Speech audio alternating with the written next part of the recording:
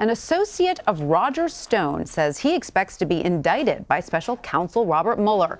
Stone was a former top advisor during President Trump's campaign, and on Monday, Stone's friend, the conservative conspiracy theorist Jerome Corsi, said he expects Mueller's team will charge him with making false statements. In a live stream on YouTube, Corsi said he was contacted by Mueller's team and cooperated, but that negotiations fell apart and, quote, blew up. And he now expects to be indicted in the next few days.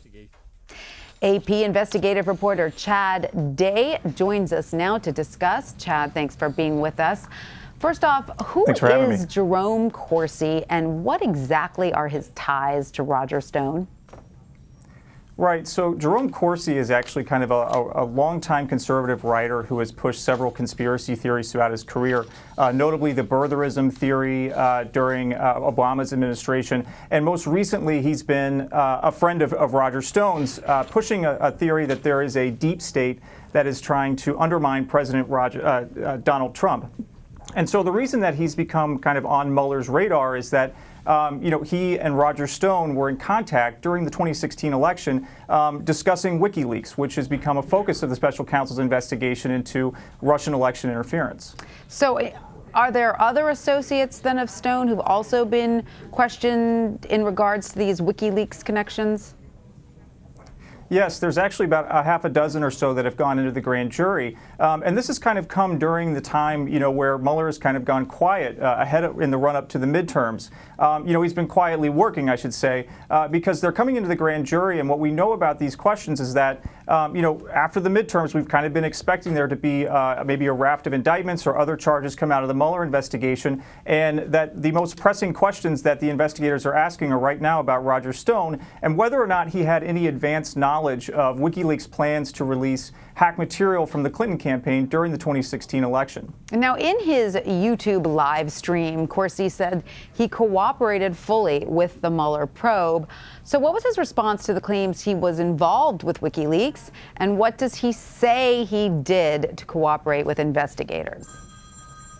Right. Now, he denies having any kind of advanced knowledge of anything that had to do with WikiLeaks. He said that anything that he tweeted or pushed or, directed attention to those materials that were released during the election was all stuff that he figured out on his own based on public statements. And so, what he says is that, he cooperated fully and that he had actually gotten a subpoena in August from special counsel Robert Mueller's team and then cooperated for 2 months until apparently last week, whenever he said that negotiations between the two blew up. But before I want to ask you about why that happened, but before we get there, how reliable do you think Corsi's account is, and has any of this been verified by the Mueller probe, do you know? Right, that's a really good question. So, given his history of pushing kind of, unfounded conspiracy theories, we have to be very skeptical of this.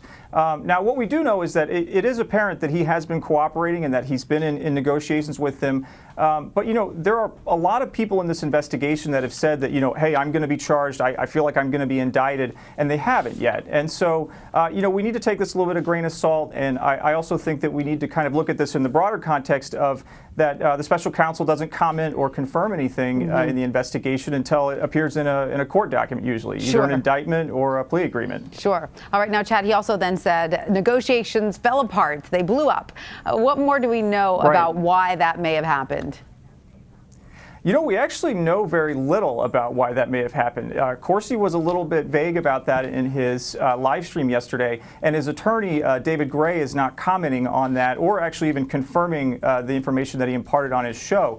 And so, it's kind of a mystery right now. He did say that he had turned over 2 computers, a cell phone, and given the FBI access to his tweets and his email accounts during this cooperation. And one thing I should point out is that, he kind of alluded to the fact that he was going to be indicted for false statements, making false statements to investigators. And in particular, it appeared to suggest that something that he had told investigators didn't exactly square with information that they may have seen on that laptop or those 2 laptops on his phone or in his email accounts or tweets. All right. So if he is indicted, what does that mean for the Mueller probe? You know, that's a good question. What we don't know right now is whether that would be part of some kind of larger indictment, or if this would be kind of what we've seen in the past with the Mueller investigation, where you have a number of people being charged for false statements. So, for instance, George Papadopoulos was charged with false statements, and also former National Security Advisor Michael Flynn. And so it's possible that this is just another one-off where someone may, in this case, he could have lied to investigators, and they're going to charge him with that. Or it could be part of some larger indictment that might name other people involved in maybe the central question that the Mueller team is investigating, which is whether or not there was coordination between Trump associates or other Americans with Russian election interference. And finally, Chad, isn't it highly irregular to come out to the public and say, hey, I'm about to be indicted?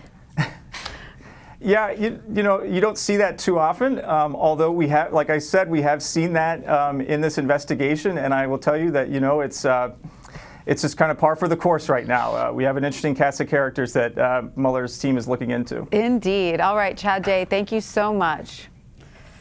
Yep, thanks for having me.